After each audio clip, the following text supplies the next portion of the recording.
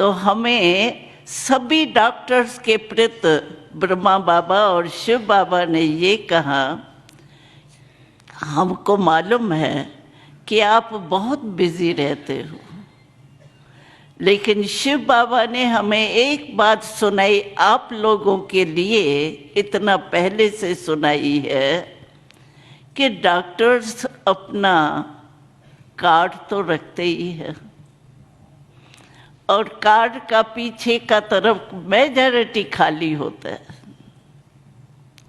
तो बाबा ने हमें कहा कि डॉक्टर्स कैसे सेवा कर सकते हैं, उसका आप सबके लिए सेवा का साधन भी बताया।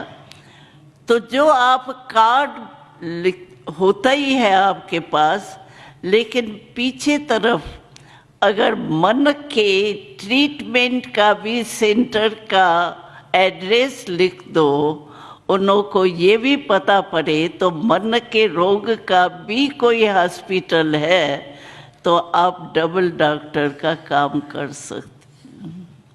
तो ये बाप दादा का आप सभी डॉक्टर्स के प्रति पहले से ही डायरेक्शन है।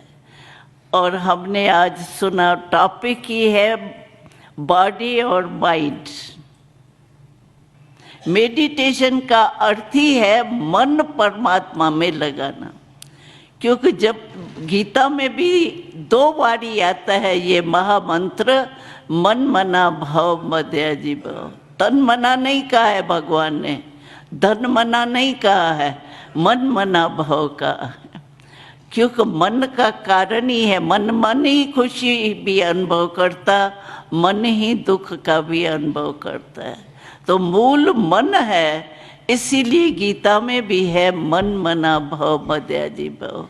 तो मेडिटेशन का अर्थ ही है मन परमात्मा में लगाना। ये मेडिटेशन का कोर्स समझने से एक तो ये मालूम पड़ता है कि मैं कौन, और दूसरा परमात्मा क्या। परमात्मा के बारे में भी कितनी बातें हैं।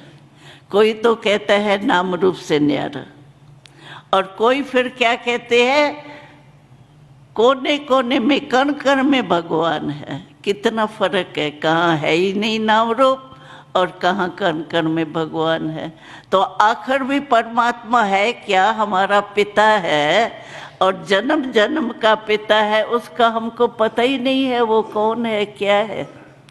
तो परमात्मा है कौन, यथार्थ रूप में परमात्मा कौन है, और मैं आत्मा क्या हूँ, आत्मा का स्वधर्म क्या है, आत्मा का कर्तव्य क्या है, आत्मा में कंट्रोलिंग पावर, रूलिंग पावर कैसे आवे, ये मेडिटेशन से आपको अनुभव हो जाएगा।